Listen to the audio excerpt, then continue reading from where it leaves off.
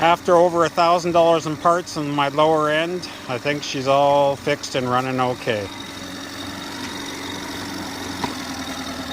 Reverse, neutral, and forward.